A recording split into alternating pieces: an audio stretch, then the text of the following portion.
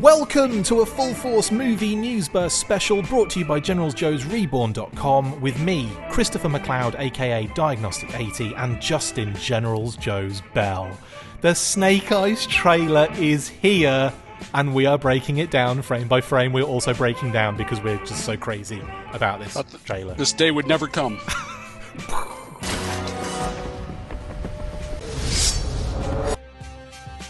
Yes, oh yes, the Snake Eyes trailer is finally upon us, and it is even better than we imagined it would be. Justin and I were fortunate enough to get an advance viewing of this amazing trailer and the featurette, so we thought we would record this in advance of the trailer drop and have it come out on the same day as the trailer reveal. We also interviewed Henry Golding, both of us did, and you can check out our recaps on GeneralsJoes.com, obviously Justin's a text interview with Henry. And you can check out my News Burst report with my Henry Golding interview. Oh my goodness me, Justin, that was freaking amazing, wasn't it? Oh, it was amazing. Yeah, I mean, he's such a kind of grounded, down-to-earth guy. You know, we ground to earth. Ground to earth. There you go. we kind of worked through somebody at Paramount, and they, at least me up front, they kind of said he probably won't have his camera on, and kind of went through the rigmarole or whatever.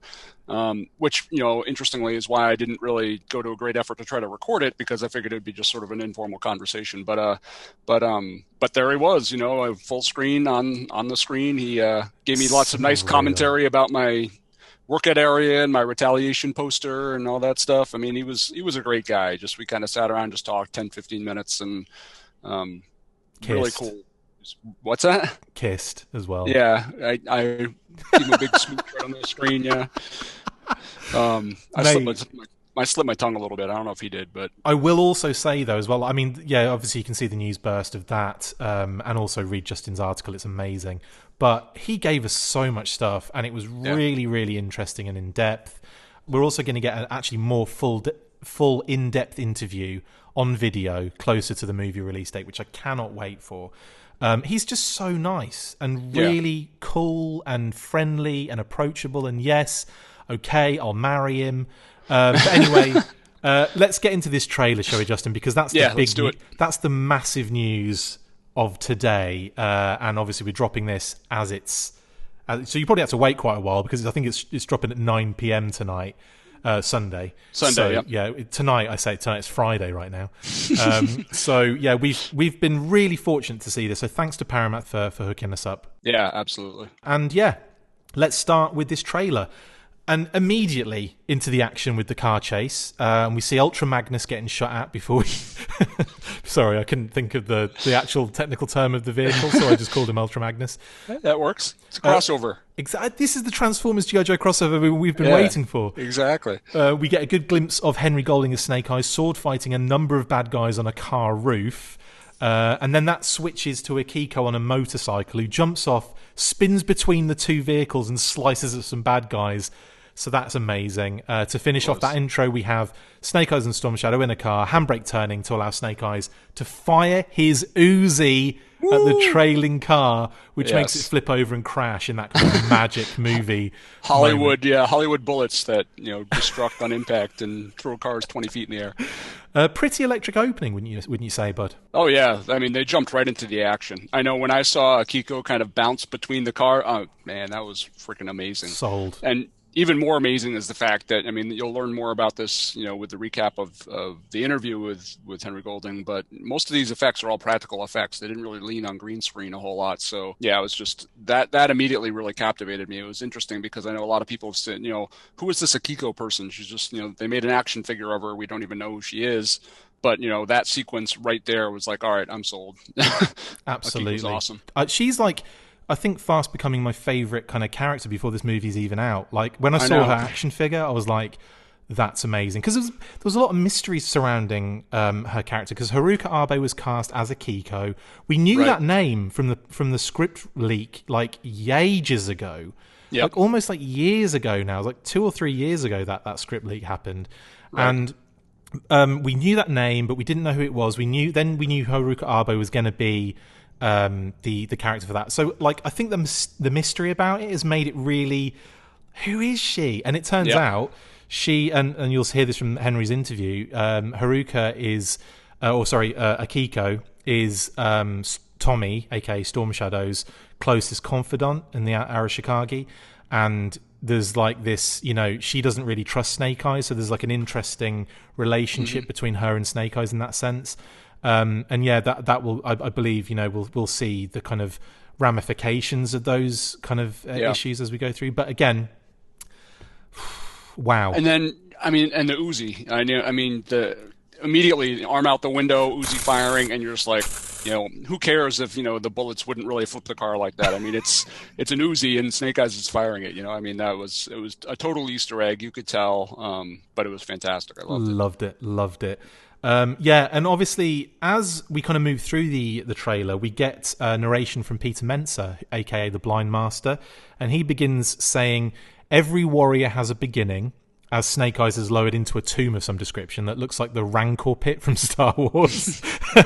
A gate opens on one of the tunnels, and Snake Eyes gets into a fighting position. And this kind of lines up with the plot rumor we heard a few weeks ago with the big snake fight. So hopefully we'll get to see what that's all about. Exactly. It kind of hints that there's going to be a massive snake that kind of slides out of that huge pipe. I'm trying not to sound really sexual there, but that's going to happen. Too late. It's done. Then we have a narration change, as I think Storm Shadow takes over to say, "For 600 years, our ninja have brought peace to the world." And during that, we see glimpses of the Arashikage Temple and our first possible glimpse at Granny Arashikage when the shot pans up to the master standing on the stage. And that flips to Storm Shadow fighting an unknown assailant, probably Kenta, on a rainy evening neon rooftop in Japan. So what were your thoughts about that kind of part? The Blind Master's getting kind of like some good screen time here. Do you think he's going to be quite pivotal by the sounds of things? Certainly seems like it. Both from the trailer and in the little featurette, which I know we'll talk about later. Yes. You certainly got some pretty establishing shots of him, and he does seem to be a core character. It almost seems like he's sort of maybe taking the spot of the Hard Master a little bit. I don't know that for sure, because there is, somebody has been cast as the Hard Master in the film. Iko. But, Iko Uwai. But still, clearly they seem to be revolving around the Blind Master specifically as sort of being the guy, everybody's looking at. There's there's an interesting level to that, because it feels like, being trained by the Blind Master has more impact because of the fact that he's blind. I was going to say he's seen it all. You know what I mean?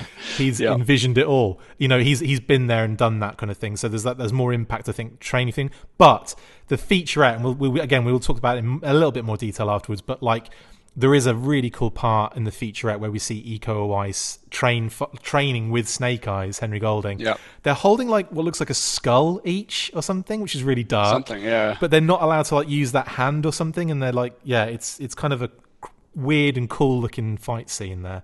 Definitely. But yeah, we get a bit of information here as well, don't we, about the Arashikage. They kind of weave the exposition in there a little bit, and do it pretty well, where they establish who the Arashikage are and kind of what their background is, so they don't go into a ton of detail, but you can get a pretty clear view of, looking at the temple and looking at the, folks kind of gathered there, sort of what they're all about. It does seem a little bit different than the Arashikage we're used to.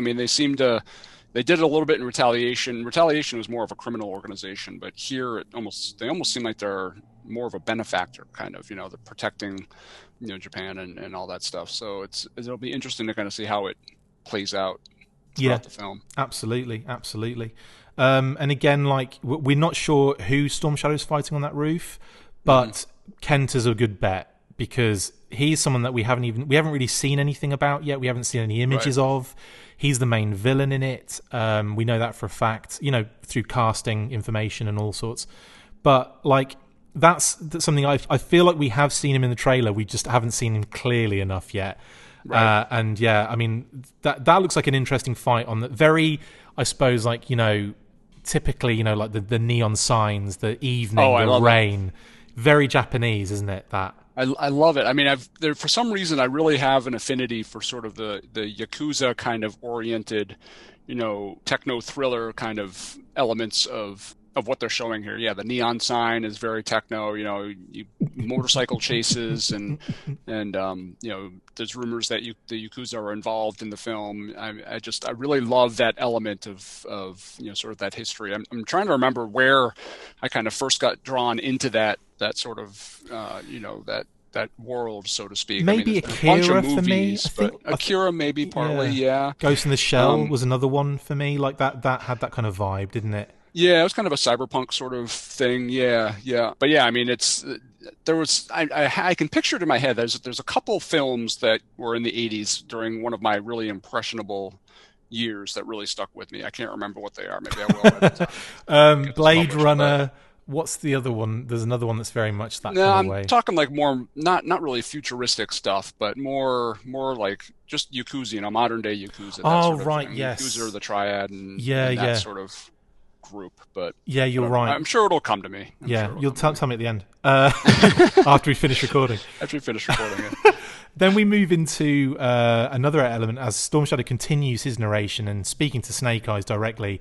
I need warriors like you, he says, and this is where we see Snake Eyes being transported to Japan via private jet and then taken to the Arashikage Temple, I assume, where he's greeted by all the help. We see Storm Shadow and Snake Eyes talking in a dojo of some kind, and Storm Shadow says, "Join us," to which Snake Eyes replies, "What do I have to do?" And then we get a switch to a quick cut of Snake Eyes drawing his morning light sword for the first time, and then we are back on the road as a motorbike weaves in and out of traffic. More of that kind of, again, a little bit more exposition here, Justin, about the relationship between the two brothers, the Sword Brothers. Yeah, and one thing that's interesting that, you'll also see sort of through our conversations with Henry Golding is that it's not immediately evident from the trailer itself, but this is kind of Snake Eyes at his lowest. Like, he's really beaten down at this point. I'm sure they'll explain it throughout the film, kind of how he gets to where he is currently, but he is kind of really low and isn't sure sort of how to pick himself up, and I think he sees the Arashikage as kind of a way to find some purpose in his life and find a reason to sort of do what he's doing. So I think that's why he's kind of eager to help Tommy. Why, what do I have to do? I think he's really trying to look for a place to belong, and he finally finds it with the Arashikage. How it ends, who knows? But absolutely, and I'm really looking forward to seeing this kind of dynamic between the two of them as well, and absolutely, and where he ends up. Yeah, it's all looking really positive at the moment. And then it's at this point where the Blind Master appears, and he says, "The journey from here is yours to decide." He says, clearly training Snake Eyes at this point, and we see Henry Golding doing that awesome flip, which in the interview I did with him, which you can go check out now on the channel, the News Burst. He actually said that he did that himself and he said, this is a quote, "No ropes, no nothing, just a strained back." That was sick. I saw that scene. I'm like, whoa, man. And then you told me that he said they didn't use a whole lot of stunt doubles. That was pretty much him. And it's just like, it's crazy. Impressive, isn't it? Yeah, I mean, like, we spoke about it in the News Burst. Well, I'll report about it on the News Burst.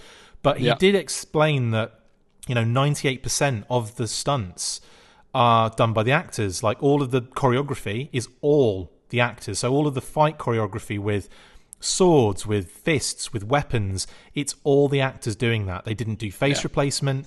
And that, to me, that's testament to the team, man, because from what we've seen so far, that looks pretty impressive. And Henry Golding, who hasn't had any background in that kind of stuff before, but there's something that we'll get to a little bit as well. An article popped up on the day of the first images being released, and Lorenzo di Bonaventura mentioned that in the years that he's worked in action films, if someone's athletic, then you'll have a much easier time with them, learning all of this action movie stuff, and you'll be fine. And if they're not, then good luck. But Henry clearly is athletic. He did boxing and Muay Thai, I believe, in the past, but not to any significant amount. Not where you've got like Andrew Koji, who's got 12 years of taekwondo under his belt. No, he's got, since he was 12 years old, taekwondo is what I should say. So he's been doing that for a long period of time. And Iko Uwais, who's like a probably a black belt in every single martial art going. So you've got these guys doing that. So Henry Golding's had to come into this not knowing much and had to learn it very quickly. And I think was it 5 hours of training a day? And I mean, crazy stuff.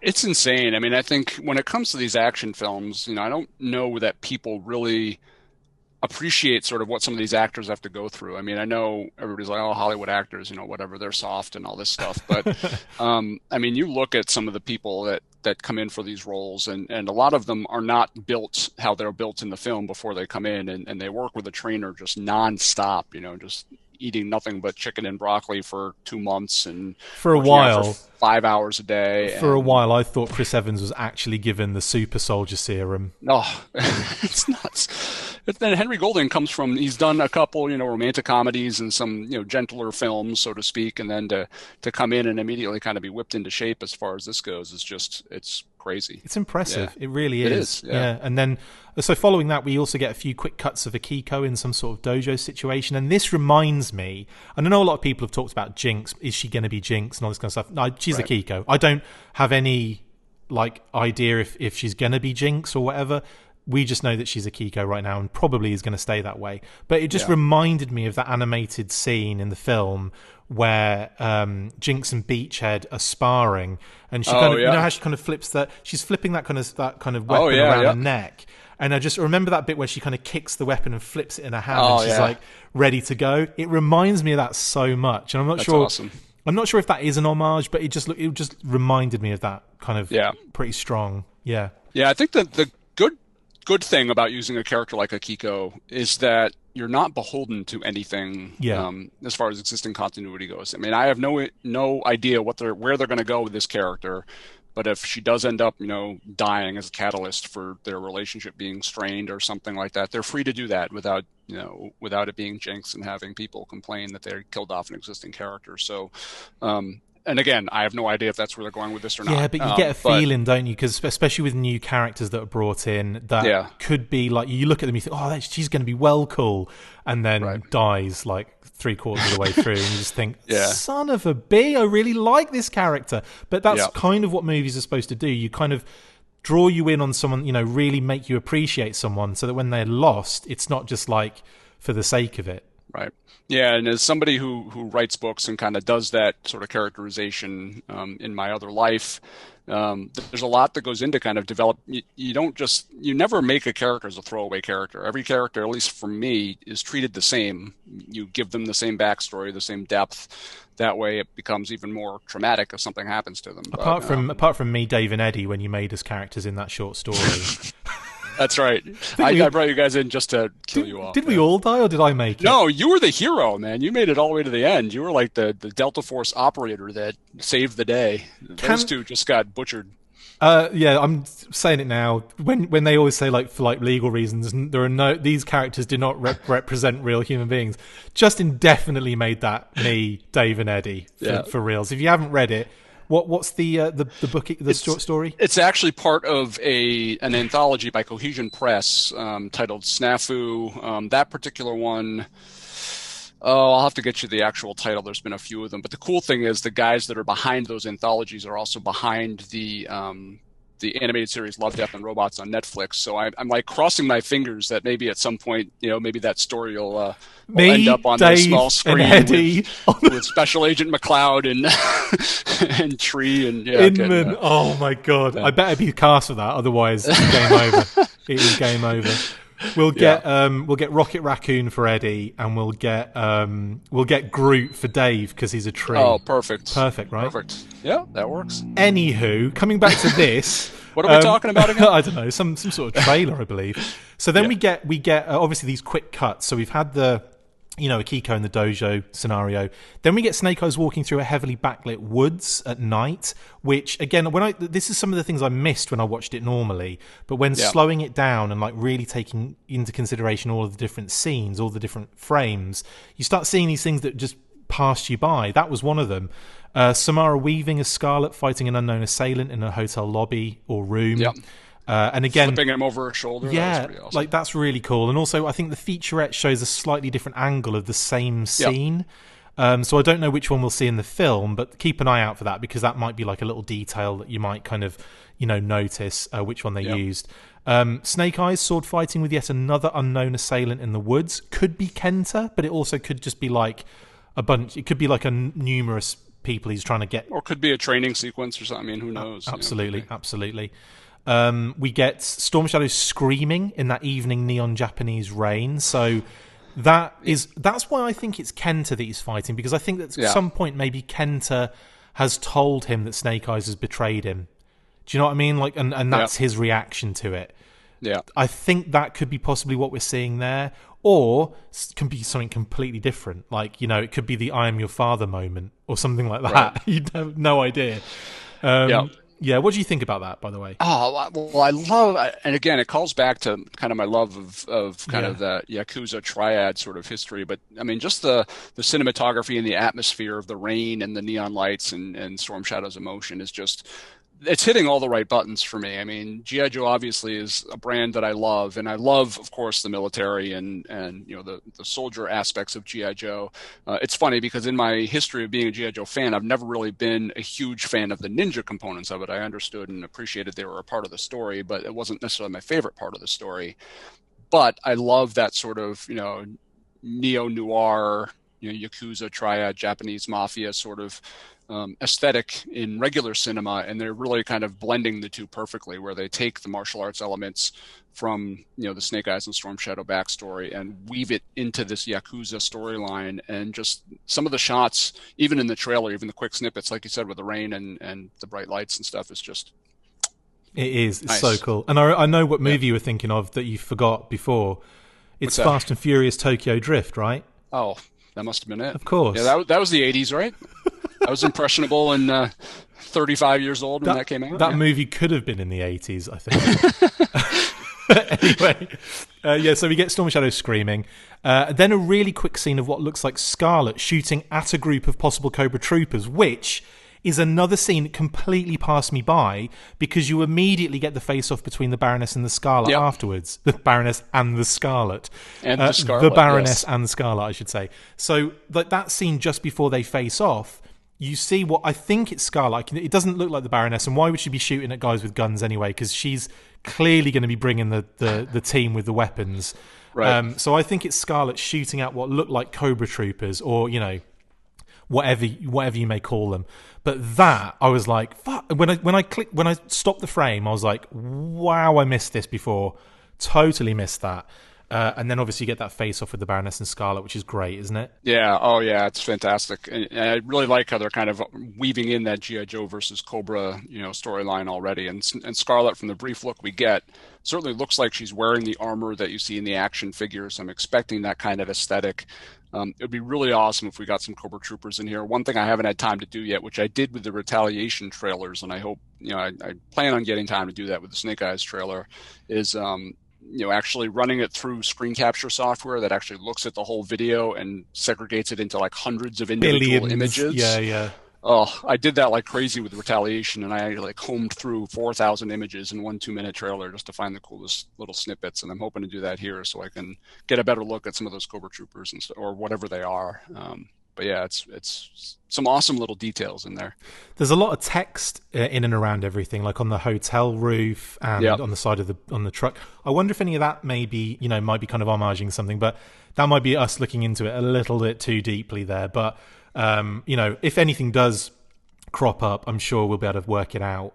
Yeah. In any case, we get that wonderful face-off. And what I think is quite interesting here is if you go back and look at the action figure reveals, there's a lot of similarities in the pictures they took in relation to this trailer, which makes you obviously the Hasbro team had seen that trailer in order to do that. And the Baroness Scarlet face-off is the perfect example of that. And also the close-up of the Baroness, the picture that came out just prior to the weekend, where it's just her kind of looking at the camera. That is they got that like almost exact with the action figure image that they took of her. So it's fun to know that they had that they saw that trailer way before we did. Oh yeah, to get all that done. And again, like I love the fact that Ursula Cabero and Samara Weaving are really playing up that rivalry on social media, where they were kind of talking, oh look, I slapped your glasses off kind of thing and stuff. I love that they're having fun with that too. Totally. Yeah, totally. And you got the impression sometimes some previous film cast members, they didn't get that same amount of joy out of it. I know that was certainly true of the Rise of Cobra folks, who pretty much, soup to nuts, were all talk crap about the movie. Not to say it's not deserved, but it's kind of neat to see people really embracing those roles and enjoying, kind of giving life to these characters. Yeah, totally. And then obviously we get the final, or well, actually we get an explosion at the Arashikage Temple, which I missed going through at normal speed, and finally a shot of Snake Eyes and an unknown assailant jumping off cars at each other in slow motion. We don't get the Lenny figures 1 foot on each motorcycle spinning around kind of move. That's what they missed. Yeah. But we do get them kind of at one point both standing on a car at the same time. So maybe that's the next level of action figures that we're going to get, the cars. That'd be beautiful. The quick cuts turn to calm as we see Henry Golding and the Snake Eyes mask for the first time on the table as the blind master finishes the narration. But that is just the beginning, he says. Cut to a concerned Henry face and then the logo scene. That is the trailer. First initial thoughts then, Justin, just overall on that trailer. It was the fastest minute of my life. I mean, it's I've heard that before. And interestingly, when I talked to Henry and mentioned it, he kept on calling it the tease. So I'm wondering if this is a teaser and we've got like a full-blown trailer sort of still to come. But yeah, I mean, it was 1 minute long, fast-paced, jump from one thing to another. Like you said, we did get a chance to see it in advance, which was great.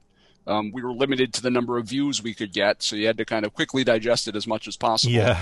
So I'm really looking forward to kind of the official release when I can, park on YouTube for a couple hours and dissect it bit by bit. But so yeah, it was amazing. I mean, part of me was so elated to be watching it a few days early that you kind of lose that analytical eye sometimes. But yeah, I mean, lots of action, lots of great exposition. I think they covered a lot of great elements of it. I would have loved to have seen like a full Snake Eyes costume shot somewhere. I know we saw the helmet and stuff. I would love to see him kind of battling it out in his costume. Maybe that'll be saved for a longer trailer. I don't know, but yeah, it was amazing. Yeah, I think there's a few moments in like that they're holding back for us, so that we get that enjoyment in the actual film as well. After all, they've still got like 9 weeks before the movie's released. Plenty of time to start releasing more. I swear, man, I'm getting nervous. I need to book tickets somehow. When does that happen? And we're the news. We need to be telling people how to do this stuff. No kidding. Tell us how to do it. I still don't have any theaters that are open in town, so I don't know what I'm going to do. We'll have to get into helicopter us to LA for the premiere, or like New York or something. New York. Why LA? That's miles away. That's like further than England, right, from us right now.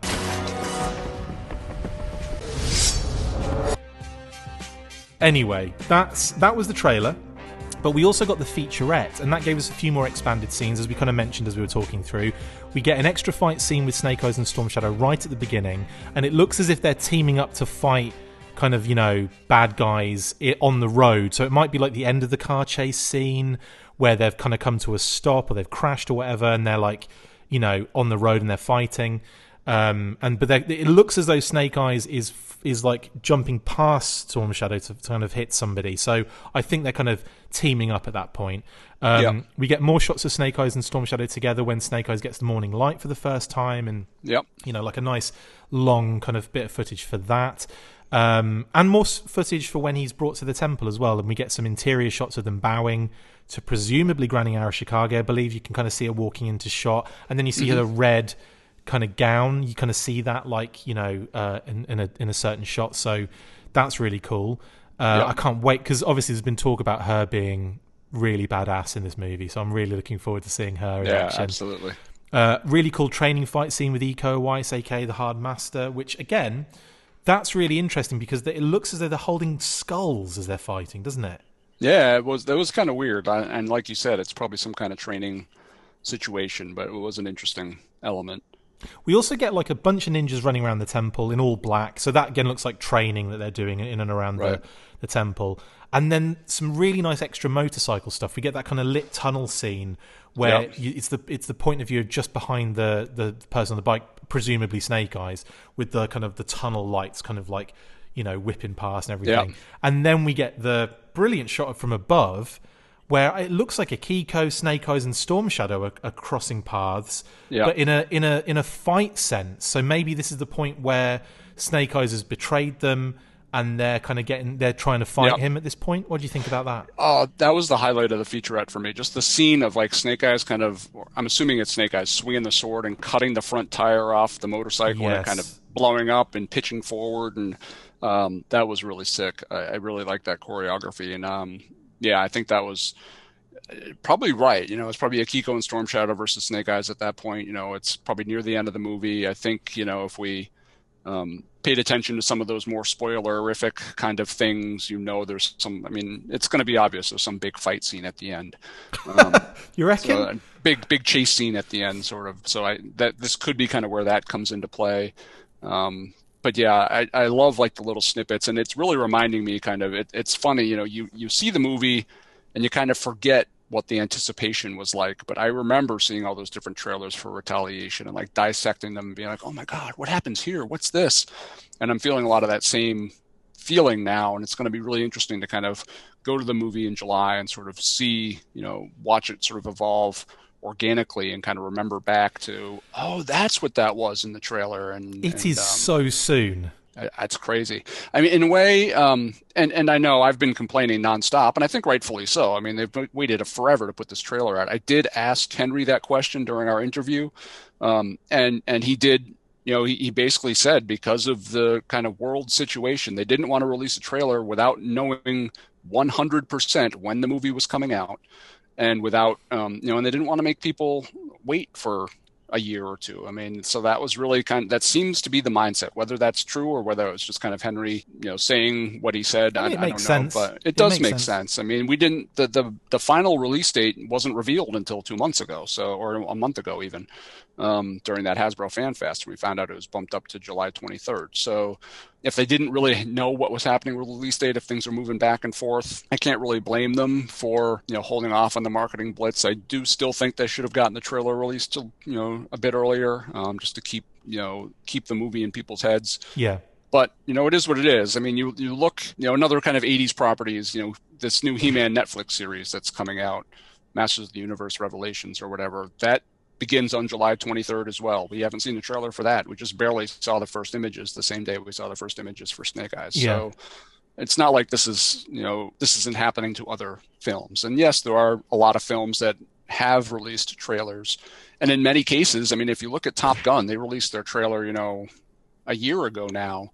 And that movie's not coming out until November, and it's kind of fallen out of the lexicon. People aren't really talking about it a whole lot. So a lot of the films that they did release trailers for, they've been kind of scrambling to kind of figure out release dates. And I've heard, obviously Black Widow's another one, and all people are doing is complaining, why do they keep delaying it? Why do they keep delaying it? Well, maybe it makes a little sense to kind of hold the trailer in their back pocket until the last minute. I don't know. I don't want to seem like I'm validating it because I've been doing nothing but complain about it for the past 3 or 4 months about it. And I still hold by that. I do think they should have released the trailer earlier, but I think they're doing the best they can considering the circumstances we're all in. Yeah, totally. It's definitely been worth the wait, I think. The trailer's been so good to see. It looks action-packed. I can't wait. Yeah. Really cannot wait.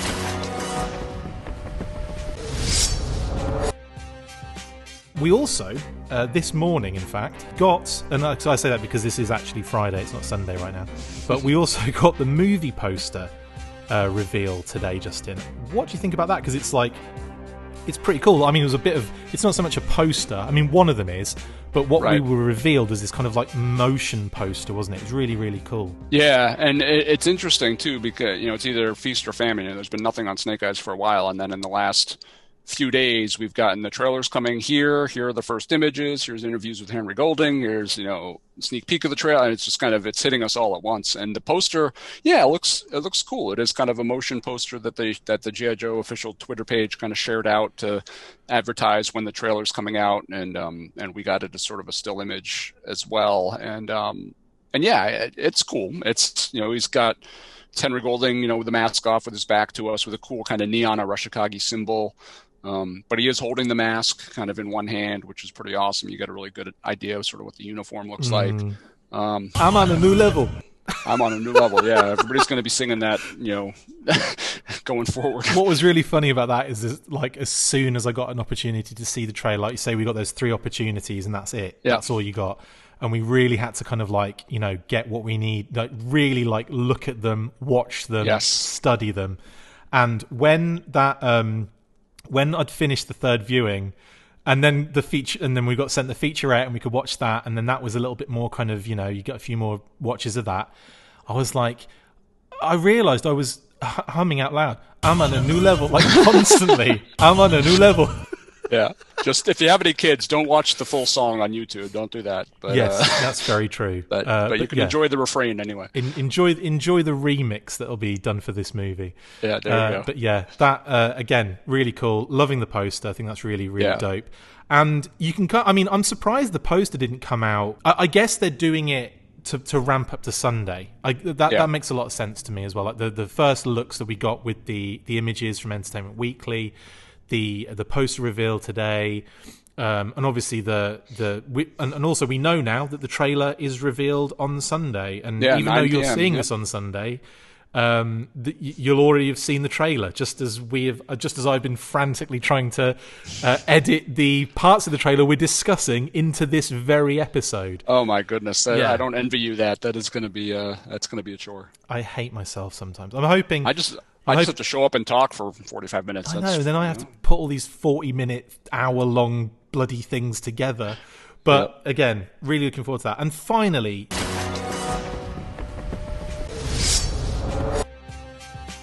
what are your thoughts regarding the news that a sequel to Retaliation is still in development, according to producer Lorenzo di Bonaventura, who obviously has come out in not just the first article we got where he dropped that little nugget of information, but then a separate article was dropped by Entertainment Weekly that kind of went into more detail about that, and he discussed the fact that the writers' room, or he kind of, I'd say, threw the writers' room under the bus a little bit, but he did. That was one thing, but then he was saying that they just got the Snake Eyes script before the sequel that they wanted to do. So do you think they're going to do this? Because it seems very similar to the Transformers situation, doesn't it? Yeah, and it really, it doesn't fill me with a whole lot of confidence, to be honest with you, because, I mean, one of the things that's been so great about the Marvel Cinematic Universe is that it's been very carefully planned out and plotted out. It isn't a matter of, we got the Thor script before we got the Captain America script. Let's go with that one. Yeah. They got to pick a lane, I really feel like they really got to choose their direction, put what they can into it, hope for the best, and just plan a forward motion. I just think if they end up getting a sequel for Retaliation done, it's just going to muddy the waters. You're going to have this world. It's going to start to feel a little bit like the DC Cinematic Universe, which is like, Justice League is over here, but this new Batman movie, that's on Earth 2, whatever that means, and the CW series are over on Earth whatever, and just pretend they they're none of them really are playing in the same playground. And I think there's nothing wrong with that. I mean, I loved the 89 Batman movie, the 70s Superman movies, and they weren't in the same cinematic universe. You don't have to do it that way. But I really think, doing a sequel to Retaliation 7 years later, 8 years later, I mean, first of all, are you going to get Dwayne Johnson to sign on for that again? I'm not convinced you're going to get The Rock. If you're not going to get The Rock, why bother? Yeah. Put your efforts into this, Ever Vigilant or whatever G.I. Joe team up movie you're planning as a spinoff from Snake Eyes, and move in that direction. I really don't want to see them kind of go back. If it was shortly after Retaliation, and if they had taken what worked in Retaliation, there wasn't a lot that worked in Retaliation, but there was some, and built on those building blocks to establish a G.I. Joe universe, it would have been great, back then. Now you're too far removed. You've got Snake Eyes dropping in the middle of it, which totally doesn't mesh with anything that was revealed in Retaliation. Because in Retaliation they showed the two kids. Yeah, the two kids. Was that in Rise of Cobra? I think that was in Rise of Cobra, but it kind of carried forward to Retaliation, where there's Storm Shadow and Snake Eyes as two young kids, and that isn't what happens in Snake Eyes in the movie. So it's clearly a different mythology. So why bother? And the fact that you're deciding which film to do just by which better script comes up soonest is just asinine to me. It just shows a lack of forethought and planning that's required in order to craft a functional sort of movie world, which is, like it or not, it's the direction. Well, I say it's the direction people are going, but I mean, to date, really the only people that have done it well are Marvel and I guess technically Star Wars. I mean, every Star Wars movie is in the Star Wars universe. Yeah. How well that's done is, it's up for debate, but yeah. It's up for debate, but that is what Star Wars is. That is what Marvel is. DC has tried and failed. King Kong, Godzilla, MonsterVerse stuff has sort of worked. The films haven't been stellar, but they've sort of had kind of a vague chronology that goes along with them. But then you had like the Universal monsters, the Dracula, Frankenstein, Mummy. They tried to do that and they failed. Yeah. So there's no reason to think that. And then you've got Transformers and G.I. Joe, where it just feels like they're throwing stuff at the wall and hoping something sticks. Because there's also talk about the next Transformers movie. They keep referring to it as Transformers 7. Right. And that is kind of putting my nose out of joint, because Bumblebee was supposed to be a reboot. Or it was supposed to be a soft reboot, then a reboot, then back to the soft reboot, and now it's part of the universe again. And it doesn't make any sense, because, again, it doesn't... Why don't they just go, okay... We tried that, it didn't work, let's do it again, let's do it properly and go from here. This kind of constant need to kind of tie in to previous stuff. Surely you should be trying to tie into future things as opposed to looking back all the time. And I fail to see, if they get a stellar script for Retaliation 2 or whatever, Electric Boogaloo. Yeah, I don't see why they couldn't take that script and work it into an evolution of the Snake Eyes movie. I mean, the script is the script. The characters are the characters. You can massage. I mean, there's nothing that happened in Retaliation. I mean, besides, a bunch of Joes died, but you could, spin that off and bring in kind of another generation of the G.I. Joe team. The whole G.I. Joe team were killed. All 30 people, people in that desert. It's the perfect jumping off point for, this future universe. So, if you get a fantastic script for the next Retaliation universe movie and you really love it that much, figure out how to make it work as a G.I. Joe movie, that spins off of Snake Eyes. I don't understand why you wouldn't do that. The only thing I could think of that could hold them back is, maybe they don't want to spend the money for Henry Golding to be an ensemble cast member for a larger film like that. I don't know. But really, I fail to see how they could possibly ever get a script that would make them revisit a franchise that's 8 years old at this point and didn't get much good buzz at the time. I think the boat has sailed, honestly, and I think that it might just be one of those things that Lorenzo wants to hold on to, but probably won't be able to at some point. It'll just have to let go of that. Yeah.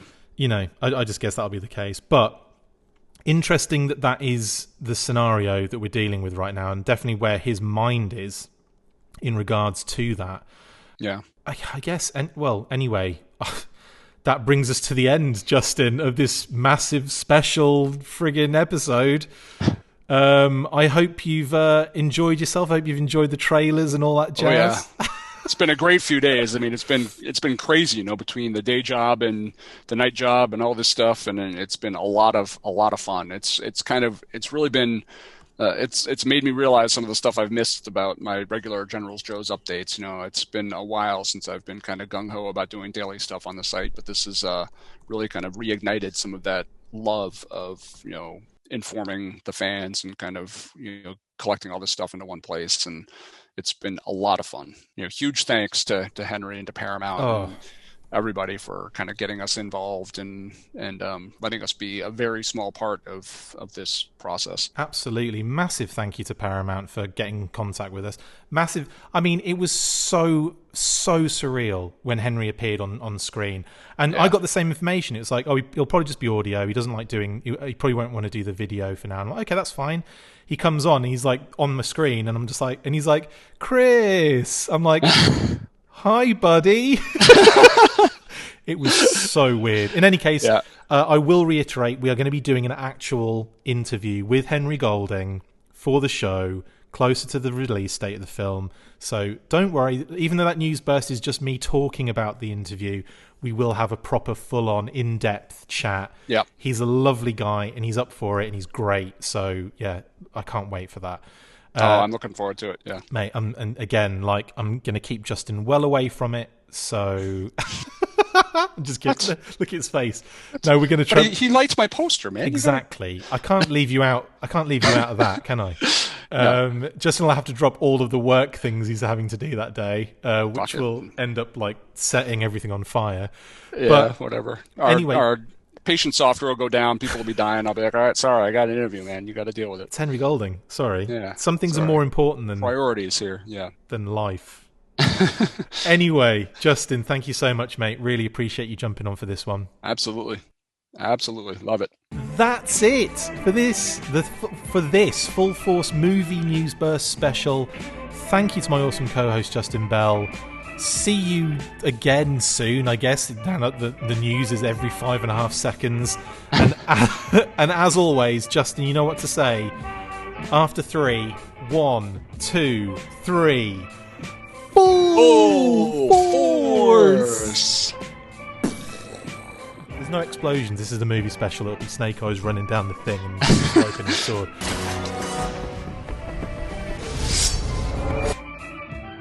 Make sure you get involved with the discussion by liking, sharing and commenting on these videos, and as always you can keep up with the show after listening by following on Twitter @TheFullForce, liking the Facebook page facebook.com/TheFullForce, and if you would like to contact the show you can message us on either of those platforms with feedback and questions. We also have a Patreon page, so if you want to show your support for the show, see your name up in lights on these videos, or enjoy exclusive bonus content, then check out patreon.com/TheFullForce podcast, or click the link on any of the posts this podcast appears in. Full Force.